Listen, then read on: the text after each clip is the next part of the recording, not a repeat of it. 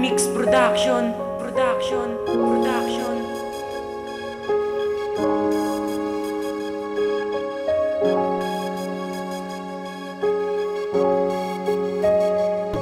Simula nung makilala ko ang ating Panginoon, binago niya ang buhay ko, sa kanya ko itinuod ang nag-iisang papuri at aking pagsamba. Dahil siya'y Panginoon na sa akin ay nag-iisa, pagkat ang papurihan siya, hindi ko yun pinag-isipan. Dahil yun ang gusto ko, wala akong pinagsisihan. Aalala ko pa nga nung ako'y nangangailangan, siya lang ang Panginoon na tangi kong nag-isandigan. Sa mga problema na sa akin ay nagdadatingan, di pa rin ako takot, alam kong may malalapit. Kapag kayo'y merong kailangan, huwag kayong mag-anilangan. Nasabihin sa kanya pagkat siya lang ating sandigan, na laging maaasahan pagdating sa kagipitan. Kung kayo'y merong problema, di kanya pababayaan. Maniwala ka sa kanya pagkat siya'y Panginoon, na handang paglingkuran kahit saan naroroon. May pag-asa ka pa, lapitan mo siya, di ka ikakahiya.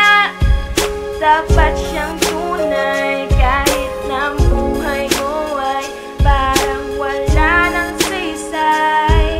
Sa kanya mo lang matatamo tunay na buhay. Halina mga kabataan, tayo ay magsama-sama sa kanyang kaharian. Halina at kayo'y sumama, talikuran nyo na nga ang inyong pinagagawa. Ituon nyo ang buhay nyo sa ating Diyos na lumikha. Lahat ng inyong nakikita, siya lamang ang gumawa. Talikuran nakaraan, itaboy ang masasama. Walang mabuting idudulot kapag sama-sama sumama, at wala ring masama kung sa Diyos ka nga sasama. Halina't ating harapin ang ating kinabukasan, nakasama si Jesus sa ating patutunguhan. Ikaw ay sasamahan at hindi ka iiwanan, di kanya tatalikuran, di kanya pababayaan. Maniwala ka sa kanya, ikay kanyang tutulungan sa iyong mga problema na iyong pagdadaanan. Walang silbi ang iyong dasal kundi bukal sa kalooban, kaya't halina't makinig sa kanyang kaharian. Pag-asa ka pa, lapitan mo siya, di ka ikakahiya.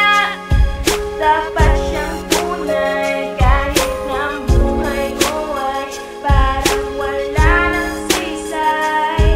Sa kanya mo lang matatamo tunay na.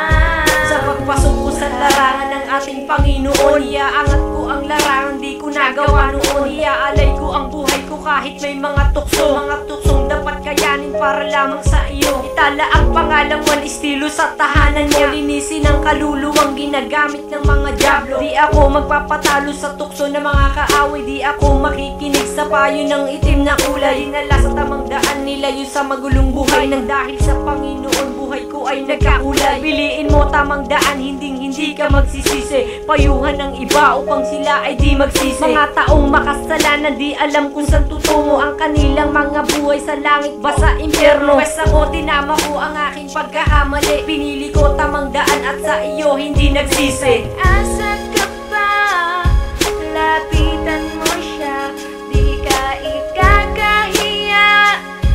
Dapat siyang tunay kahit na buhay mo ay parang wala ng saysay.